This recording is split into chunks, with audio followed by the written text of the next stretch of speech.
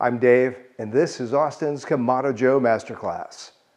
If your lid won't stay where you put it, you open it halfway and it slowly sinks down. That's not normal.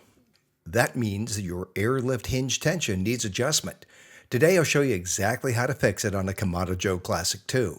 The air lift hinge uses a spring system to counterbalance the weight of the ceramic dome. When the tension isn't correct, the dome can sag instead of holding its position. This is a tension adjustment issue, not a band alignment issue. Before you adjust anything, make sure the grill is completely cool and never disassemble the hinge. On the back of the grill, you'll see the hinge assembly. Open the lid and you'll find the air lift system has a tension bolt that controls how much lift assistance the spring provides. To fix sagging, you slightly tighten the tension adjustment nut. Small adjustments is all it takes, about a quarter of a turn at a time. Don't over-tighten it. You want balance, not a lid that springs upward aggressively.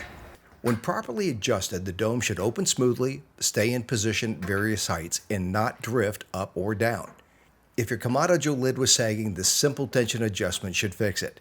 Take your time and make small changes.